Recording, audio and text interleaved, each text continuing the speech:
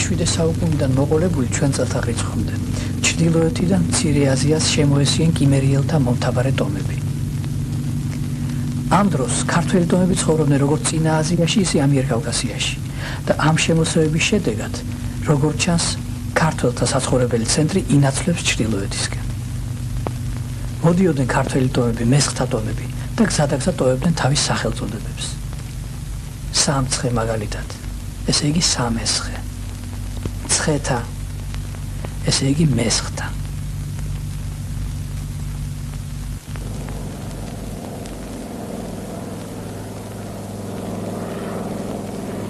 ქართლოსი მოვიდა ადგილსა მას, სადა შეერთვის არაგვი მტკვარსა და განვიდა მთასა ზედა, რომელსაც ეწოდების არმაზი. და პირველად შექმნა სიმაგრენი მას ზედა და იშენა მუნ სახლი.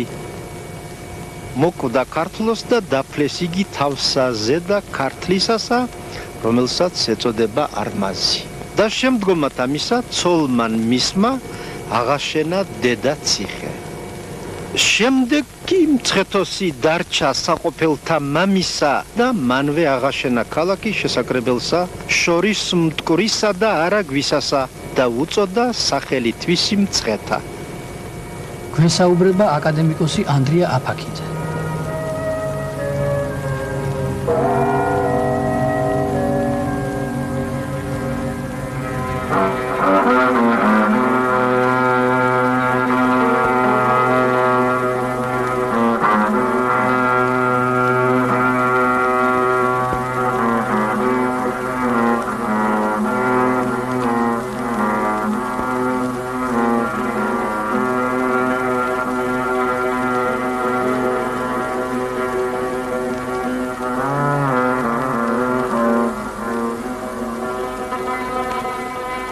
გამრლელო, თუ კი მოხვალ შენ და მე ვიცი რომ შენ მოხვალაკ, იცოდე რომ მე ვარ კიროსი, აქემენიანთა გვარიდან, ქვეყნის დამპყრობი და თურმე რა ცოტა ყოფნის ადამიანს. აქემენიანებმა შექმნეს ირანის უზარმაზარი სახელმწიფო ხმელთაშუა ზღვიდან ინდოეთამდე.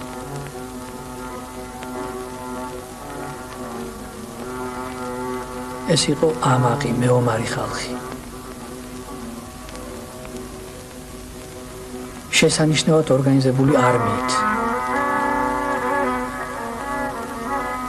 დამწერლობით, საკუთარი რელიგიით და ძალიან მაღალი ხელოვნებითა და კულტურით. მეცნიერები თვლიან, რომ ეს სახელმწიფო ძლიერების, სახელმწიფო რელიგიის, იმპერიის სიდიადის გამოხატული ხელოვნება და ამიტომ ცოტა ცივია, სიმბოლური.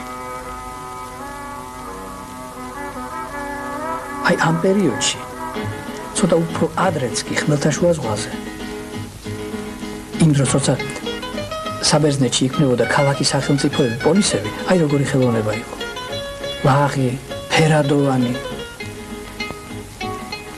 თავისუფალი, ხასიათების გამომხატველი ხელოვნება, მრავალფეროვანი, შესანიშნავი პლასტიკის გრძნობით. თავისუფალი ხელოვნება, დემოკრატიული.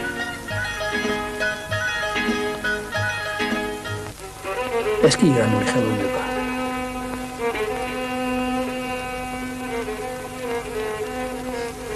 ამ დროს მთელი აღმოსავლეთი აქემენიდების მოხარკე იყო.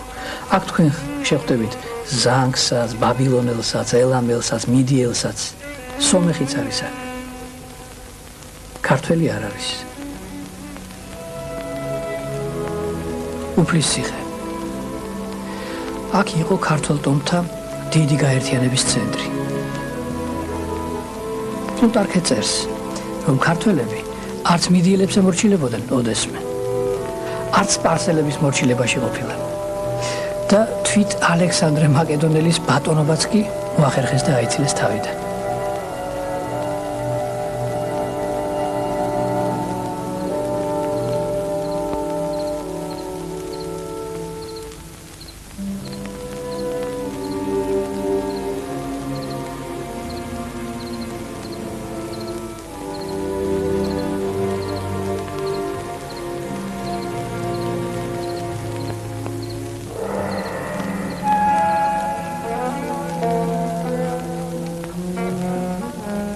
უზარმაზარი აქემენდური იმპერია ბუნებრივია გავლენას ახდენდა ახლომდებარე ქვეყნებზე და მათ შორის საქართველოსაც კულტურისა და ხელოვნების დარგში. ეს ქანდაკება აქვე უფლის ციხესთან ახლოს არის ნაპოვნი. ციხე აგურის სადადრო კომპლექსში, რომელიც ჩვენ წელთაღრიცხვამდე ჯერ კიდევ მე-3 საუკუნეში არსებობდა. აი ამ შენობაშია ნაპოვნი. ეს კი საკურთხეველია.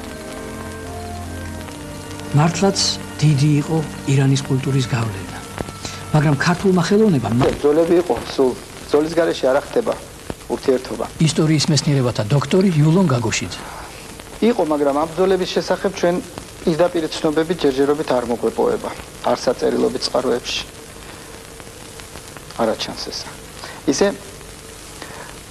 ცნობილია, რომ თქვათ ბერძნებთან ომებში სპარსულ ლაშქარში ქართველი ტომებიც იღებდნენ მონაწილეობას და იმედია დამიჯერებთ, რომ თავისი ნებით არ წავიდოდნენ დარდანელის სანაპიროებზე ქართველები საბრძოლველად.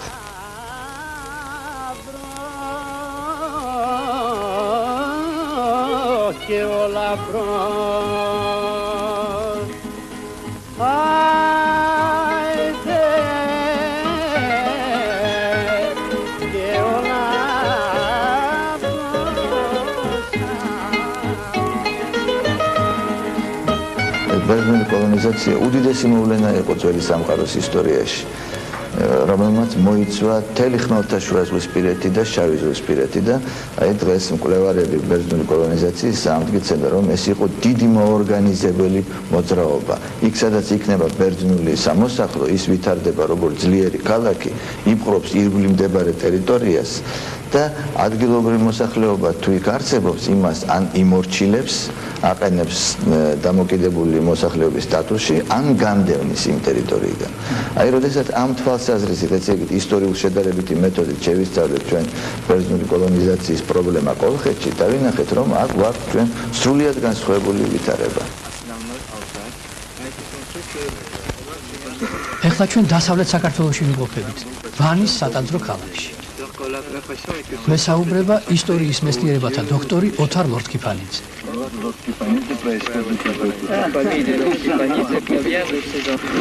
მიქელაძე, მარტვილიონა მონტრე მიქელაძე. მიქელაძე გვაჩვენა თავის დარწერა. ისი ლორთქიფანიძე და მიქელაძე, ზიგულე. როდესაც აქ ბერძნები მოვიდნენ, მათ დახვდათ ეს ძლიერი ადგილობრივი მოსახლეობა და მათ ვერ მოახერხეს მისი ვერც აყრა და განდევნა, ვერც დამორჩილება, იმიტომ რომ ბერძნული სამოსახლოების არსებობის დროსაც ჩვენ მთელ სანაპიროზე ვხედავთ ისეთივე დემოგრაფიულ სიტუაციას, რომელიც იყო წინამორბედ ხანაში. მარჯვნივ ბერძნული ნივთია, მარცხნივ კოლხური. მარჯვენა ბერძნულია, მარცხნივ კოლხური. კოლხი ორივეს იყენებს. ბერძნულს უპირატესობას არ ანიჭებს.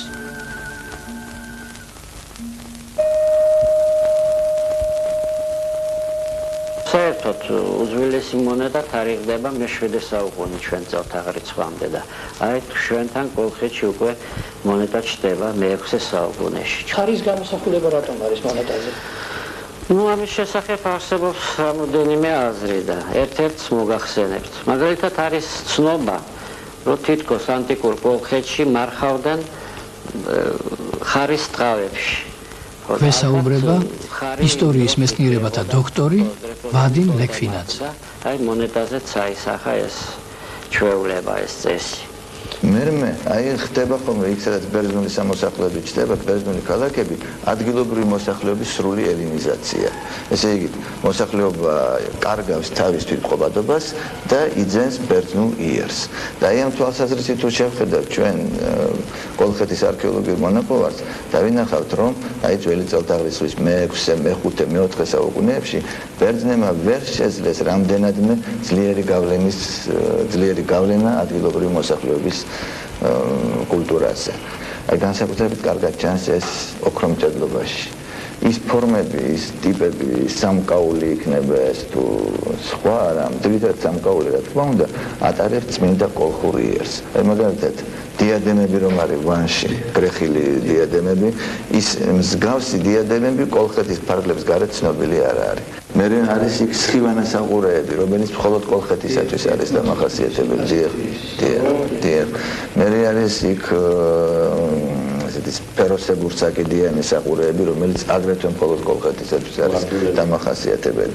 მე არის ორიგინალური ფორმები და არის ნასესხები ფორმაც. ყველა ამათ ახასიათებს მკაცრი სტილისტური ერთიანობა, შემკულობა ვარდულით, რაც მხოლოდ კოლხური სამკაულისათვის არის დამახასიათებელი. აი ვარდული მრავალფურცლიანი, როზეც რომ ეძახიან, დიახ. შუბლზე ეს აქტ როგორც წესია, იმაში რომ წარმოედგინეთ საყურე რგოლი, არა? და შუბლზე ყოველთვის აქვს ეს ვარდული, რაც არის დამახასიათებელი მხოლოდ კოლხური ოქრომჭედლობისათვის და კოლხური სამკაულისათვის. აი ბერძნულ სამკაულებზე ეს გაჩნდება მხოლოდ ძველი წელთაღრიცხვის მე-4-მე საუკუნეებში და მე მაქვს ასეთი დაფარული იდეა, ვიფიქრო, რომ ეს შეიძლება კოლხური ოქრომჭედლობის გავლენით გავრცელდა ბერძნულ სამყაროში.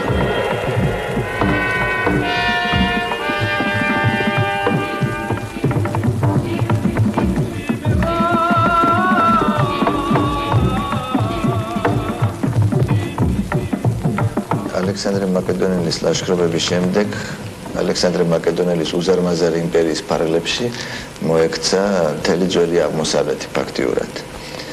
და დაიწყო შემდეგ ბერძენ მაკედონელთა დიდი ექსპანსია, დიდი კოლონიზაცია მახლობელი აღმოსავლეთის ქვეყნებში.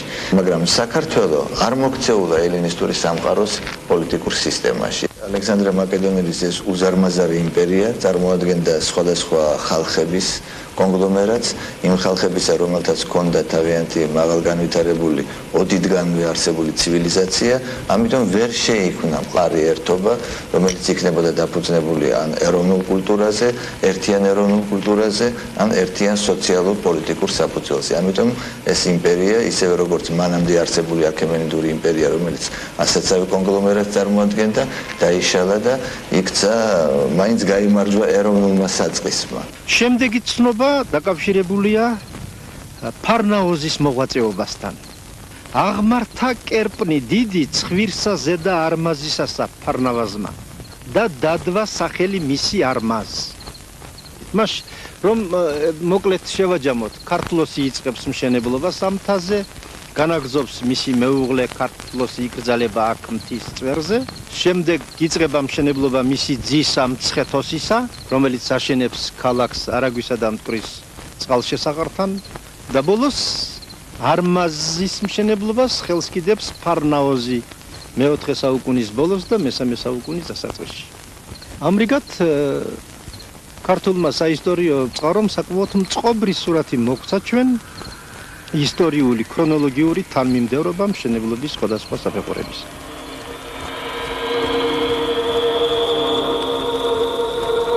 ამ მუსიკაში გამოყენებულია 5 უძველესი ქართული ფერხული. კომპოზიტორ ნოდარ მამისაშვილის აზრით, ამ 5 სხვადასხვა ეპოქაში შექმნილი ფერხულის ერთდროული ჰარმონიული ჟღერადობა შესაძლებელია მხოლოდ ერთიანი ქართული ეროვნული ძირის გამო.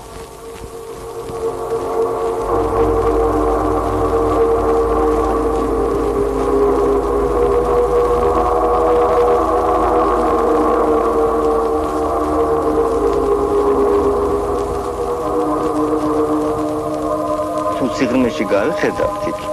სწორედ ამ ფერხულით მივდივართ მთვარის საკულტო სიმღერად.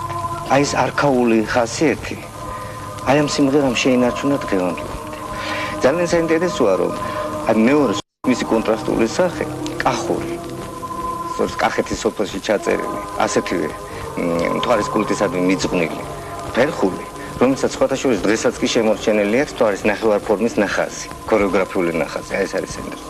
ის არაჩვეულებრივი სინაზი და პლასტიკით გამოირჩევა. თვითონ სრულიად სხვა სამყაროა. აი მე ახლა გამოვთიშა. აი ნახე, ახლა ისმის მხოლოდ და მხოლოდ ფერხული. აკადემიკოსი გიორგი მელიქიშვილი. იბერიის სამეფოს წარმოქმნისას სავარაუდებელია აი მცირე აზიაში მცხოვრები ქართველი ტომების განკვლევული აქტიური მონაწილეობა აი ამ პროცესში, ამ სამეფოს წარმოქმნის პროცესში. იბერიის სამეფოს დიახ. აი მით უნდა იხსნას ის, რომ და სწორედ აი მცირე აზიიდან ხეთიზირებულ ქართულ ტომებს უნდა მოეტანა იბერიის ცენტრში სირიაზიული ხეთური სახელებით პანთეონის მთავარი ღმერთების თაყვანისცემა. ფარნავაზი, როდესაც ის ქმნიდა სახელმწიფოს, ერთ-ერთ პირველ ქართულ სახელმწიფოს, ისიც ეთყობა მუდმივ მცნებებს და მუდმივ ფუნდამენტს ეძებდა და აი სწორედ ის მელოდია ჰანგი, რომელიც თურმე ასე ტრანსფორმაციას განიცდიდა მთვარის ღვთაებიდან დაწყებული, კულტიდან დაწყებული, შემდეგ ქრისტიანულ კულტში და დღემდე თურმე სასიმღერო მელოდიად არსებობს ჩვენთან, არა? აი ფარნავაზმა ამას მიაქცია ყურადღება, როდესაც მან იდეოლოგიაზე დაფიქრდა ის, არა?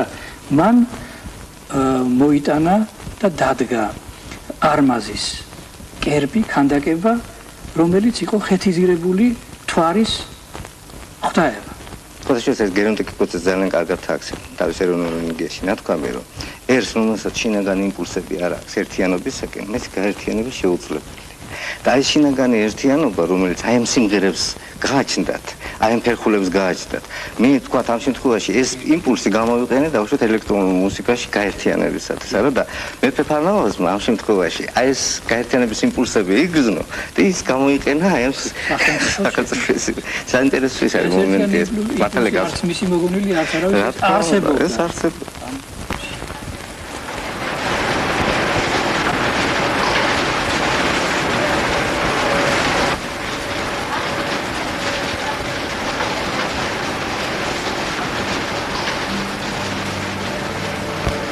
ფარნავაზმა განავრცო ენა ქართული ქართსაშინა და შექმნა მწიგნობრობა ქართული.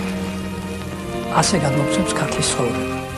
მანვე ფარნავაზმა ისეთ რაიონებად დახო საქართველო, რომელს დაყოფა დღესაც ძალაში.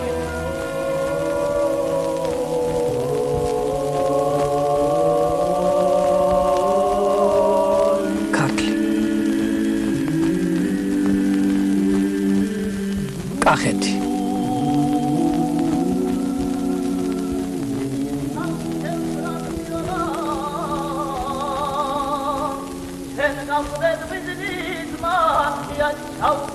გარდაბანი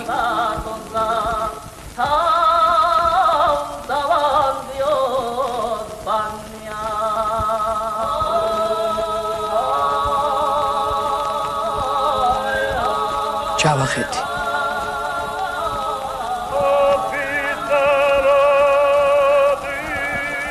სამცხე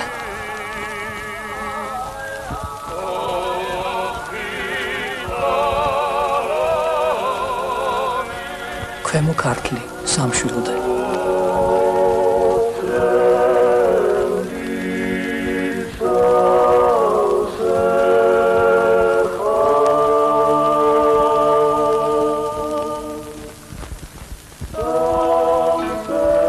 არგვეთი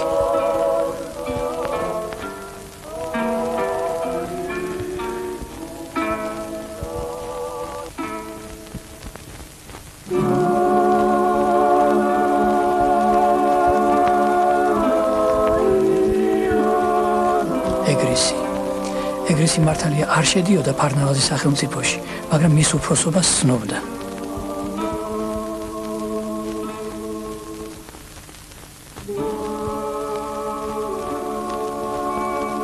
თიულეთი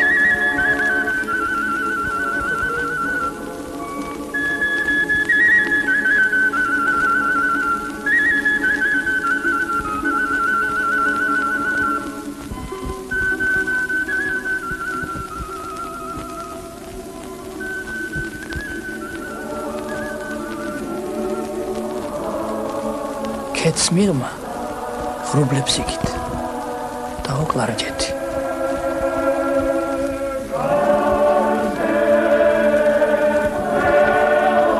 იტალიის გაერთიანების შემდეგ რომის სახელმწიფომ მიმართა თავისი აგრესია ჯერ აფრიკის ჩრდილო სანაპიროზე, სადაც გაანადგურა კართაგენი, შემდეგ სარდინია, კორსიკა და შემდეგ ესპანეთი აიღო, როდესაც გაბატონდა დასავლეთ ნაწილში ხმელთაშუა ზღვისა, შემდეგ უკვე აღმოსავლეთისკენ იბრუნა პირი, აქ გადმოვიდა ჯერ მაკედონიაში, რომელიც დაიპყრო, დაიქვემდებარა, შემდეგ დანარჩენი ბალკანეთის ნახევარკუნძული ხოლო შემდეგ უკვე გადმოდის აზიაში, ამარცხებს სელევკიდური სირიის მეფეს და თავის გავლენას ავრცელებს აზიაში, ხოლო უფრო გვიან იგი ხელთიგდებს პერგამონის სამეფოს, რომელის ტერიტორია ხდება პირველი პროვინცია, აზიის პროვინციის სახელწოდებით, რომელიც გახდა უკვე პოსტი, თავისებური პლაცდარმი, საიდანაც ის თავის ექსპანსიას უფრო აღმოსავლეთით ავრცელებს. აქ ხდება იგი სწორედ პონტოს სამეფოს წინააღმდეგობას და მისი დაძლევის შემდეგ აი მთელი ცივი აზია, სირიის ტერიტორია ვიდრე ევფრატამდე აღმოჩნდა რომის სახელმწიფოს ფარგლებში და მისი პოლიტიკური გავლენის ქვეშ. ხოლო 65 წლის გაზაფხულზე შედის იბერიაში. ქართლი ამ დროს ცენტრში მდებარეობდა ამიერკავკასიის ამას სტრატეგიულად დიდი მნიშვნელობა ჰქონდა და აი ხდება რომაელთა შემოსვლა ქართლში. ისტორიის მეცნიერებათა დოქტორი ნოდარ ლომოური. პომპეუსი მოულოდნელად მიადგა დედაქალაქს, მეფეს შეეშინდა აქ წინააღმდეგობის გაწევა, გადავიდა მდინარის მარცხენა ნაპირზე, საკუთრივ დაბა მცხეთაში, დაწვა ხიდი. როგორც ჩანს, აი ასე მოდიოდა ეს ხიდი, ყველაზე ვიწრო ადგილი იყო და ამიტომ ყველაზე მოსახერხებელი ხიდის დაწეკეთება. პომპეუსმა როცა არმაციხე აიღო, მერე მტკვრის მარჯვენა სანაპიროს გაყვა და აოხრა მთელი ქვეყანაო და დაიპყრო, მაგრამ ხიდი გაღმა ეს პარტიზანული ბრძოლები არა, მაგაზე არ არის არაფერი. აოხრაო ეს ქვეყანა და მერე როდესაც შევიდა, აი გადავიდა ამ ხიდზე უკვე და არაგვის ხეობაში შევიდა, აი იქო მეფეო კი მთებში გაიქცაო, მაგრამ უბრალო მეომრებიო განაგრძობდნენ ბრძოლას ხეებზე ასულები, ტყეში დამალულები და სანამ არ გაკაფაო ეს ტყეებიო და არ გადაწვაოს, მანამ არ შეწყვიტეს წინააღმდეგობა. ვერ მოუხერხა და მერე როცა უკვე მდინარემ დაიკლო, გადავიდა მდინარეზე, შეუტია და მაშინ გამოუგზავნა უკვე მძევლები და გზავით დადო უკვე საბოლოოდ.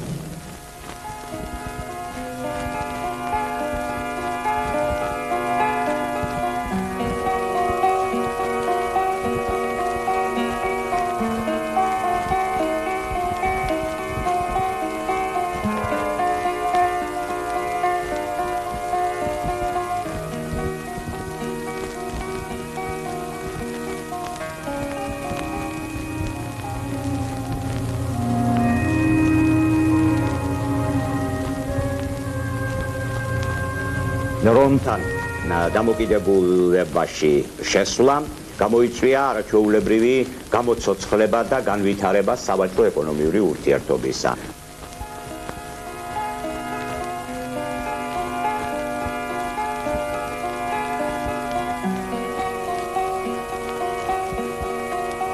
ასევე საკმაოდ ინტენსიურად შემოდის ამ დროს რომაული კულტურაც.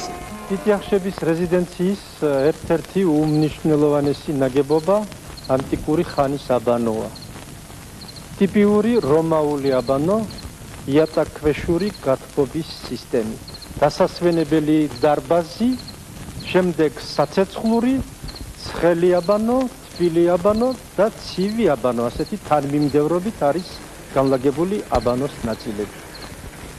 აკადემიკოსი ანდრია აფაქიძე. აი ახლა ჩვენ ვართ ცხელი აბანოს პირველ სართულზე, სადაც განლაგებულია სისტემა კალორიფერების მრგვალი აგურებისაგან და ოთხკუთხა აგურებისაგან გამოყვანილი სვეტებისა. ანავიღოთ ძალისას კომპლექსი. აი დიდი როგორც ჩანს სამეფო ქალაქგარეთა რეზიდენცია იყო იმ დონეზე მოწყობილი, რომ გვერდით ამოუდგება რომის საიმპერატორო ვილებს.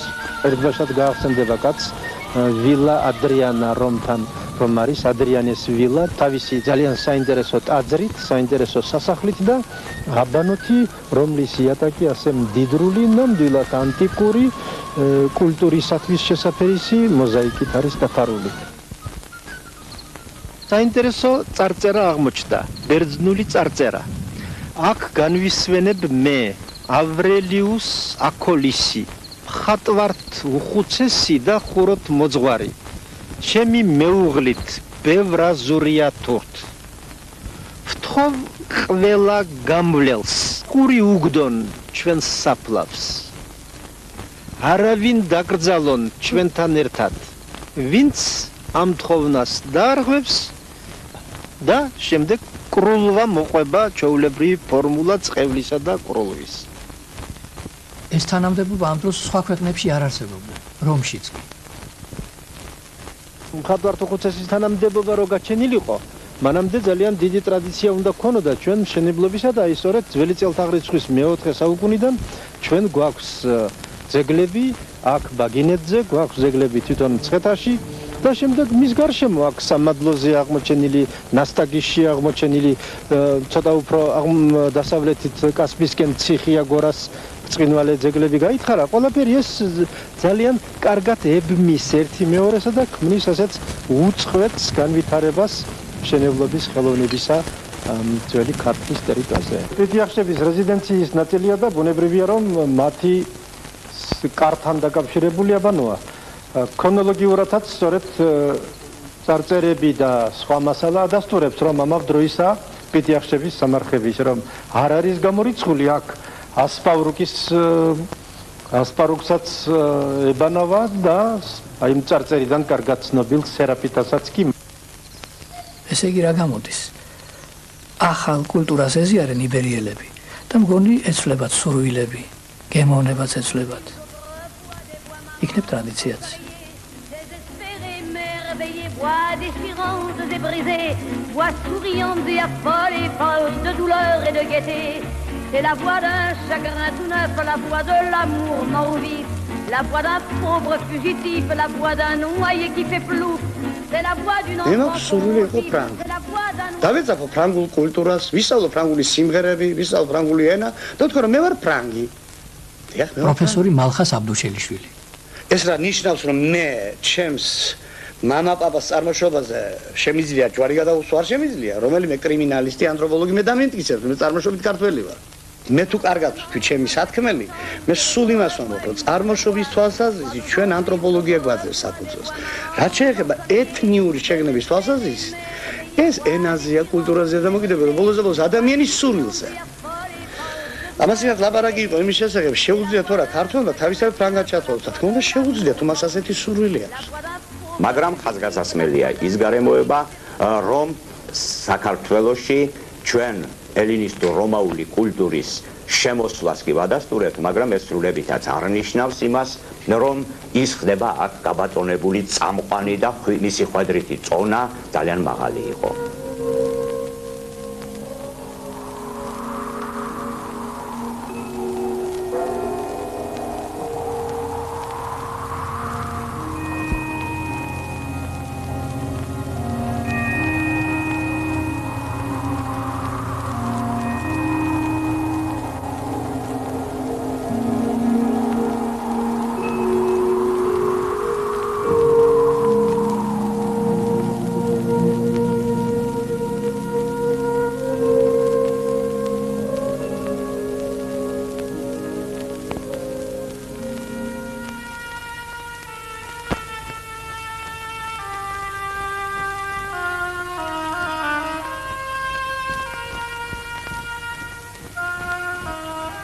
მე მინდოდა მელაპარაკა ყველაზე მნიშვნელოვან ეტაპზე ქართლის სამეფოს განვითარებაში, როდესაც ქართლი წარმოადგენს ფაქტიურად მახლობელ აღმოსავლეთში ისეთ ძლიერ სახელმწიფოს, რომ ტოლს არ უდებს არც რომს და არც პართიას. ეს არის საუკუნის 30-იანი 60-იანი წლები, როდესაც ქართლის ტახტზე, ანუ იბერიის ტახტზე ზის ფარსმან მეორე არის ჩვენი ანგარიშით ეს ხოლო ქართულ წყაროებშიაც არის მისი ხსენება ფარსმან ქველის სახელწოდებით. ახლა რა არის ჩვენთვის განსაკუთრებით საინტერესო, რომ ის არა მარტო დამოუკიდებელ პოლიტიკას ატარებს, არამედ ის ხშირად რომის საწინააღმდეგო პოლიტიკურ აქციებსაც კი დგამს. და რომ ჩვენ აქ არაფერს არ ვაჭარბებთ, აქ თუნდაც ის არის მნიშვნელოვანი, რომ ამის შესახებ ჩვენ ცნობები გვაქვს სწორედ ლათინურ და ბერძნულ წყაროებში. ელიუს სპარტიანეს აქვს პირდაპირი ცნობები იმის შესახებ, რომ ფარსმანი მიუხედავად იმისა, რომ რამდენჯერმე სცადა ადრიანემ მისი რომში ჩაყვანა, არც ერთხელ მას არ იახლა. როგორც გითხარით, ის ტრულ აქციებსაც კი ატარებს. აი თანამედროვე აჭარის ტერიტორია დაახლოებით აღმოჩნდა ქართლის მეფის ხელში. ესე იგი, ქართლის შეიჭრა რომაულ სამფლობელოთა შორის, ფაქტიურად რომაული პროვინციის საზღვრებში და ეს ადგილი დაიკავა და გასასვლელი მოიპოვა შავ ზღვაზე.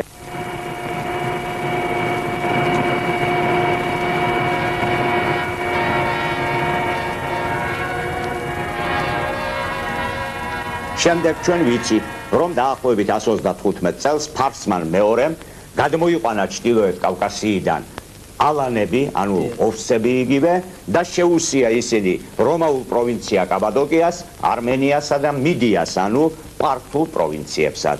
და საჭირო გახდა საგანგებო ღონისძიებების მიღება, რომ ესენი უყუებდოთ აქედან, ხოლო ადრიანემ ვერაფერი მოუხერხა ამ შემთხვევაშიაც ფარსმანს და უფრო მეტიც პარტიის მეფე ადრიანეს თხოვს, შენი მოკავშირეა და შენი ქვეშევრდომია და დასაჯეო, არც ამას აქვს ძალა, რომ ამას მოუაროს. რატომ ჭირდებოდა ეს აქცია? ეს აქცია სჭირდებოდა იმიტომ, რომ ამითი ჯერ ერთი ის თავის საზღვრებს აფართოვებდა, უკან ახევინებდა როგორც რომს, ისე პარტიას და იმ ტერიტორიებს, რომელიც მას სჭირდებოდა, იკავებს და რასაკვირველია, ახლა ეს სახელმწიფოც როგორც ყველა ძველი სახელმწიფო ტერიტორიების გაფართოებისა, ნადავლისა და ტყვეების მოპოვებით იყო დაინტერესებული და ამას აკეთებდა. მაგრამ ეს მგონი ჩვენ ისე საქართველოს ტერიტორიები იყო, იბერიის ნაწილობრივ კი, კერძოდ გავიდა ჭოროხის აუზში და ოდესღაც სომხეთის მიერ მიტაცებული კლარჯეთი დაიბრუნა, გუგარეთი დიდი ნაწილი ყოველ შემთხვევაში მისი დაიბრუნა და როგორც ჩანს აღმოსავლეთშიაც ალბანეთის დასავლური ოლქები შეუერთდა ქართლს.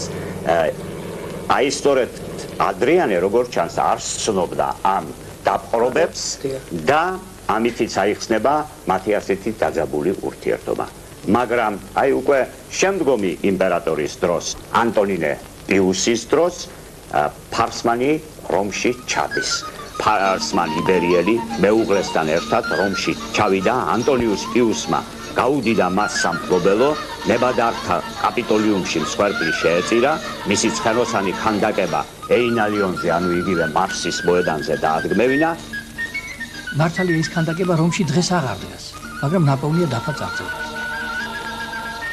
და უყურებდა ფარსმანის, მისი ვაჟის და სხვა წარჩინებულ იბერთა სამხედრო ვარჯიშობას. ეინალიონის, ანუ მარსის მოედანზე ცხენოსანი ქანდაკების დადგმა ეს იმდენად მაღალი პატივი იყო, რომ ამის გაკეთება შეიძლებოდა მხოლოდ იმპერატორის ტოლფასოვანი პარტნიორის და არა ვასალის მიერ. ისე რომ ფარსმანი რომში ჩავიდა როგორც იმპერატორის თანასწორუფლებიანი მოკავშირე, მისი თანასწორუფლებიანი გვირგვინოსანი და არა მისი ვასალი.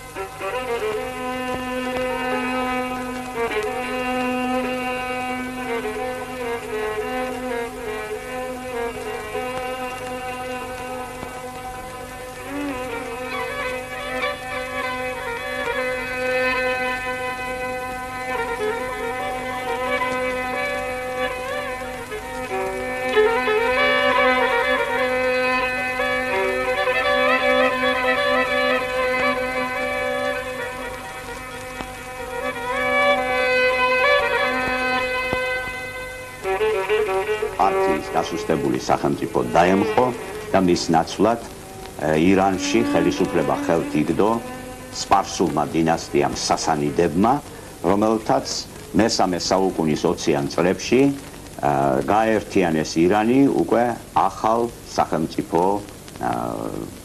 ახალი სახელმწიფოს სახით.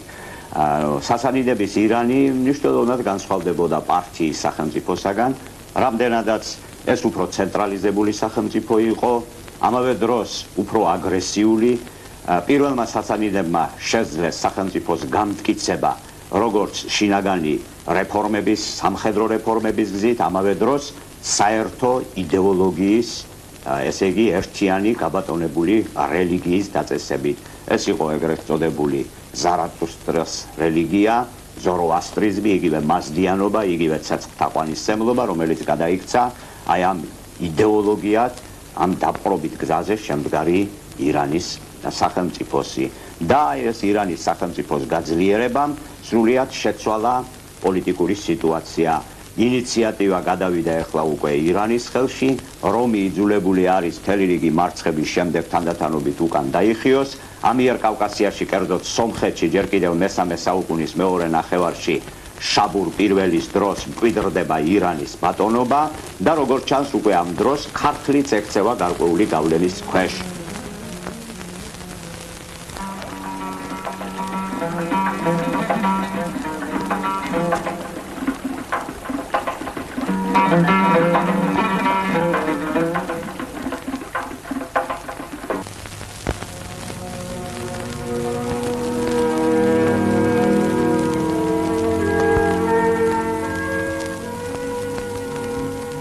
გვესაუბრება აკადემიკოსი თამაზ გამყრელიძე. ცნობილი არის, რომ აი მემატიანის ცნობა ლეონ დიბროველისა, რომ ფარნავაზმა შექმნა წიგნობრობა ქართული და აი ეს ცნობა ერთგვარად ეწინააღმდეგება, თუ შეიძლება ითქვას, დებულებას იმის შესახებ, რომ ძველი ქართული ასომთავრული ანბანი უნდა იყოს ქრისტიანული ეპოქის პროდუქტი. მე არ გამოვრიცხავ შესაძლებლობას იმისას, რომ ძველი ქართული ასომთავრული ანბანის შექმნამდე, რომელიც ქრისტიანული დამწერლობა არის, ქრისტიანული ეპოქის და ქრისტიანული კულტურის მიერ მოტანილი, რომ გამორიცხული არის საქართველოში რაღაც წერითი სისტემის არსებობა, რომელსაც მე შეიძლება პირობით არქაული ქართული წერითი სისტემა ვუწოდო. არ არის გამორიცხული ასეთი წერითი სისტემის არსებობა, მაგრამ ის სისტემა, რომელსაც ჩვენ დღეს ვიცნობთ ასომთავრული სახელწოდებით და რომელზედაც წარწერები მხოლოდ ქრისტიანობის მიღების შემდეგ არის აღმოჩენილი, ეს სისტემა უნდა იყოს შექმნილი უკვე ბერძნული დამწერლობის საფუძველზე მეოთხე საუკუნის შემდგომ, ან მეოთხე საუკუნეში, ყოველ შემთხვევაში ქრისტიანობის მიღების შემდეგ. ახალი ანბანის, ახალი დამწერლობის შექმნა გულისხმობს იმ ენის ძალიან ღრმა ცოდნას და დაუფლებას, რომლისთვისაც იქმნება დამწერლობა. და მიმაჩნია, რომ დამწერლობის შექმნა ეს არის პირველი და უძველესი ნიმუში ენის ლინგვისტური ანალიზისა. ურთულესი პროცესი არის სწორედ ბგერების გამოყოფა, ბგერებად დანაწევრება და ამ ბგერების გარკვეული თანმიმდევრობით დალაგება. ბუნებრივია დაიბადოთ კითხვა ამ თვალსაზრისით, რა მიმართებაში არის სომხური ანბანის შემქმნელი მესროპ მაშტოცი, რომელიც სომხურ საისტორიო ერთ-ერთ წყაროში გამოცხადებული არის ამავე დროს ქართული ანბანის შემქმნელადაც. მაგრამ ამავე კორიონის ნაწარმოებიდან მესროპის ცხოვრების შესახებ ირკვევა, რომ მესროპმა არ იცოდა ქართული. ეს ავტომატურად გამორიცხავს მესროპის მონაწილეობას ქართული ანბანის შექმნის საქმეში.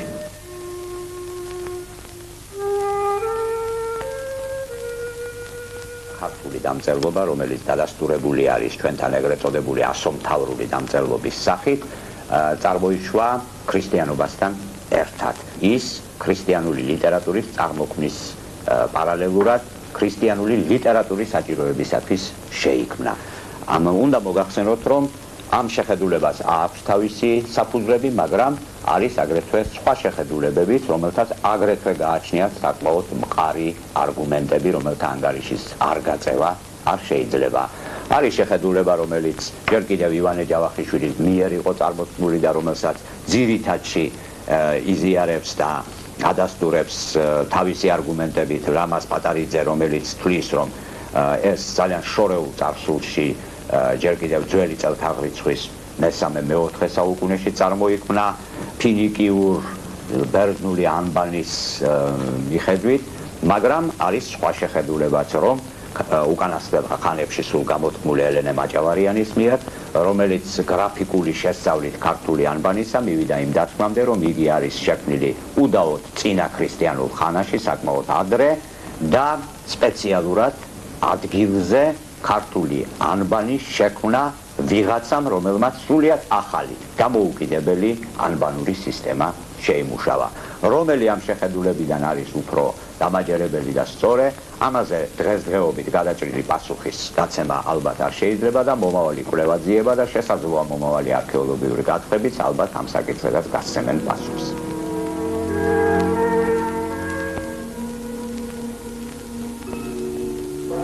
ქრისტიანული კულტურა ერთ-ერთი ფაქტორი იყო, რამაც განაპირობა ერთიანი საქართველოს შექმნა. გვესაუბრება აკადემიკოსი ვახტანგ ბერიძე. აი გომისის სიონი ჯერ კიდევ ძალიან მძლავრი შეიძლება ითქვას რა პირველ ყოფილა მძლავრი შენობის შთაბეჭდილებას ტოვებს თავის პროპორციებით მასიური მძიმე მიწაზე გართხმული პირველი ძეგლი სადაც უკვე რელიეფები ჩნდება ჯერ კიდევ არ არის ადამიანის გამოსახულება არამედ ზოომორფული თემებია ცხოველების გამოსახულება არის აქ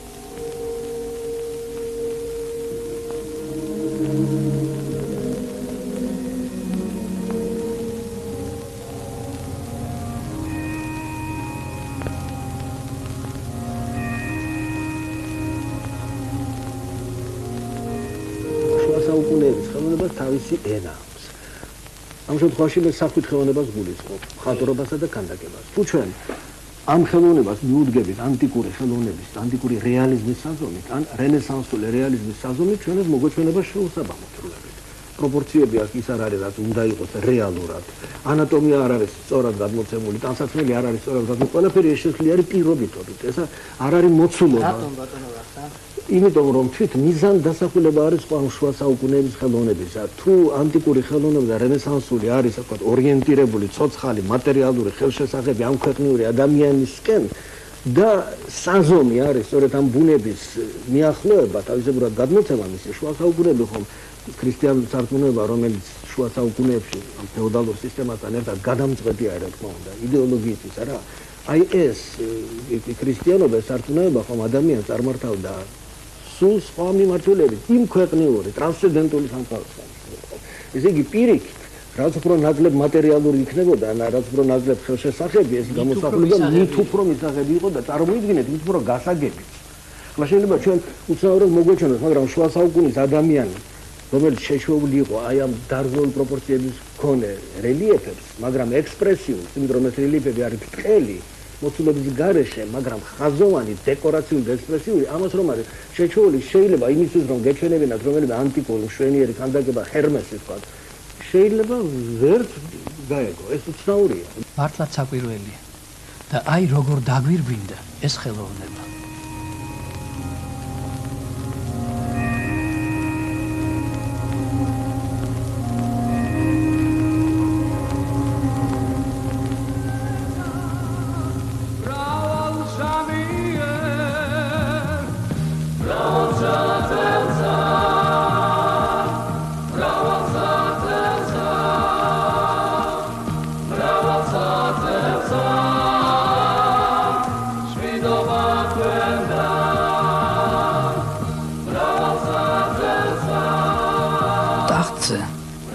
ვახტანგ გორგასალი 15 წლისა ავიდა.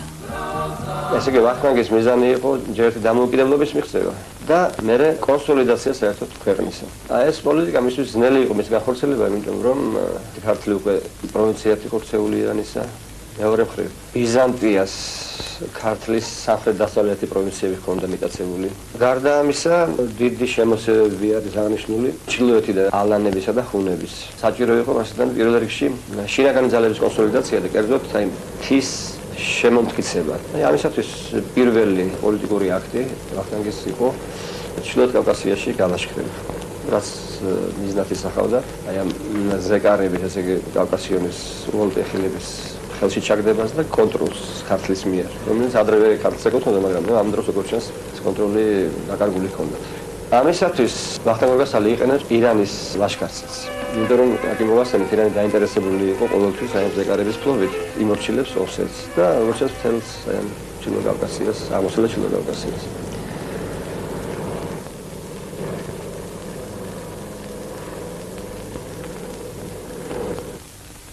ეს ნუზალის ეკლესიაა ჩრდილოეთ ოსეთში.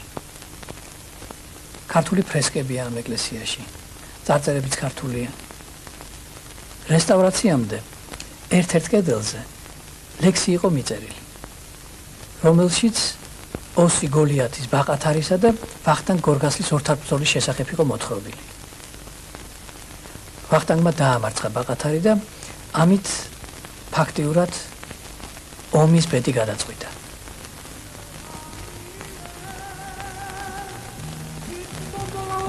მაშინ ვახტანგი 16 წლისა იყო.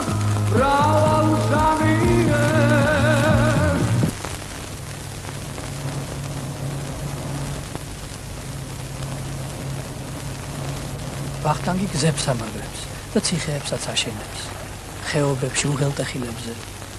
აი ეს ვახტანგის აშენებული ციხეა კასარის ხეობაში. აქვე იყო საბაჟოც. ეს უკვე დვალეთია. ისტორიის მეცნიერებათა დოქტორი დავით მუსხელიშვილი. ამის შემდეგ სუხორის გულგახელით შემოდის დასავლეთ საქართველოში. დასავლეთ საქართველო ამ დროს ანისტიდა ბიზანტიის ექსპანსიის და ვახტანგს როგორც ჩანს ეს კონსოლიდაცია ისახავდა არა მარტო ქართლის გაერთიანება, ქართლის კონსოლიდაციას, არამედ მთლიანად მერმინდელი საქართველოს კონსოლიდაციას, ესე იგი დასავლეთის და აღმოსავლეთის გაერთიანებას. ეხლა ჩვენ მოქალაქეებში ვიმყოფებით ეგრისის დედაქალაქში. ზედაციხე, ქუჯის ციხე. უკვე ფარნავაზის დროს არსებობდა. ეს ანტიკური ხანის აბანოა. ეს მე-4 საუკუნის ეკლესიის საძირკველი. შემდეგ აქვე სამნავიანი ბაზილიკა შენდება მე-5 საუკუნეში. ეს კი მე-6 საუკუნის ტაძარია. ქუჯი ფარნავაზის მოკავშირე იყო. იბერიის მეფე გურგენი და ეგრისის მეფე წათე ერთად იბრძვიან სპარსეთის წინააღმდეგ. და საერთოდ ეს იდეა ერთიანობის აღდგენისა ხან აღმოსავლეთ საქართველოში იბადება, ხან დასავლეთში. იდეა მუდმივია. უბრალოდ ხან ერთია ინიციატორი, ხან მეორე. აი სწორედ ამის შესახებ გვესაუბრება ბატონი ნოდარ ლომოვი. მოგვიანებით უკვე ქუთაისი ხდება იმ ცენტრად, საიდანაც ჯერ ბაგრატი, შემდეგ კი დავით აღმაშენებელი იბრძვიან საქართველოს გასაერთიანებლად. ორივე დასავლეთ საქართველოშია დაკრძალული. ბაგრატი ბედიაში, ერთიანი საქართველოს მეფე დავით აღმაშენებელი გელათში.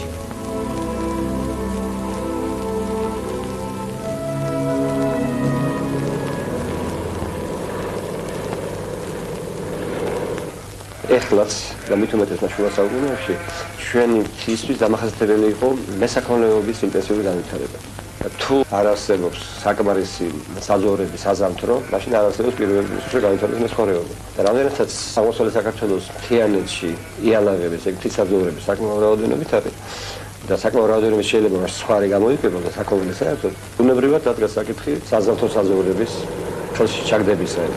ვახტანგის დროს ასეთი რადიკალური ღონისძიება ხდება ის, რომ ალვანეთის დასავლეთ ტერიტორიას ვახტანგი უშუალოდ იერთებს და აქ არსებს ცალკე საერისთავოს, ჰერეთის საერისთავოს სახლი.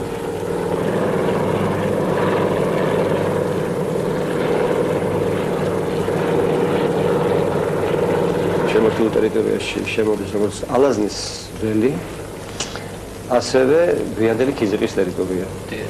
ეს პროცესი საბოლოო ჯამში გამოიხატა მთისა და ბარის ეკონომიკური გაერთიანება, თუ შეიძლება ასე ითქვას. ვახტანგ ორგასლის წინაშე დგება საკითხი უკვე სამხრეთ-დასავლეთ საქართველოს მიტაცებული მიწების შემოერთებისა.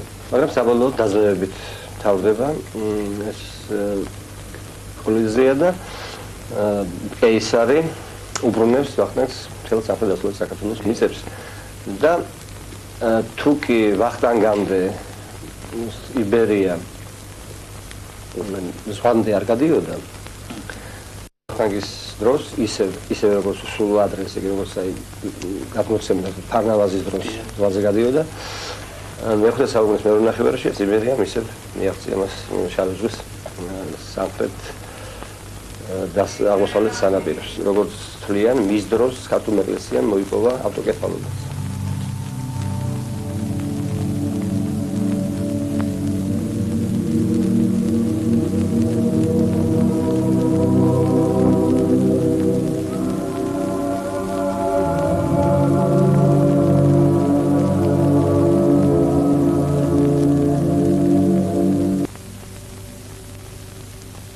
ამას ყველაფერს მას შემატება უნიშნულოვანესი ღონისძიება ვახტანგისა, ეს გახლავთ თბილისში გადმოტანა დედაქალაქის. ეს გაპირობებული იყო სწორედ იმით, რომ რამდენადაც ტერიტორია ქართლისა გაიზარდა აღმოსავლეთისკენ განსაკუთრებით, საჭირო გახდა მცხეთიდან აღმოსავლეთით გადმოწევა ცენტრისა და საამისოდ შერჩეული იქნა თბილისი. ეს მეთვლი რომ არის გენიალური გამჭირეხო ვახტანგ ორგასლისა, რომელიც დაამტკიცა შემდგომმა ისტორიამ. თბილისი დარჩა საქართველოს დედაქალაქად და დღესაც მოგესალმებით თბილისია შემდგომი დედაქალაქი.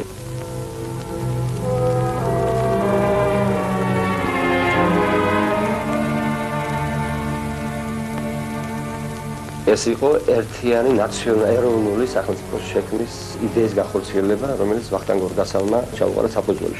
ამგვარი პროგრესული პოლიტიკა ფაქტიურად არ გახორციელდა, იმიტომ რომ შინაგანი სოციალური და გარეგანი პოლიტიკური ვითარების გართულებისა და გადაჯაჭვის შედეგად ვახტანგი დამარცხდა.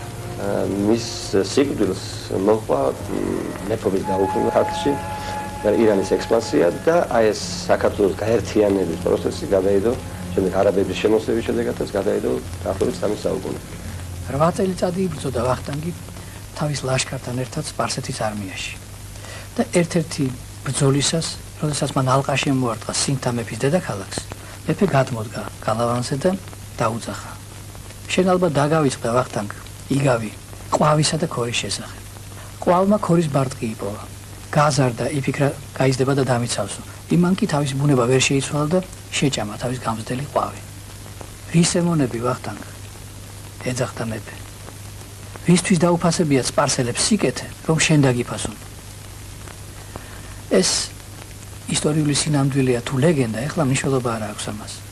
ფაქტი ის არის, რომ ვახტანგი მართლა სპარსელებთან ბრძოლაში დაიჭრა, როგორც ამბობენ, ღალატით დაიჭრა. შემდეგ კი აი აქ უჯარმაში გარდაიცვალა. სულ 20 წელი არ იყო გასული მას შემდეგ, რაც ქართლში მეფობა საერთოდ მოისპო. და სამეფოს თბილისიდან სპარსი მარსპანი მართავდა. Bukun ki marek kara, jarek push par hinna maim sale.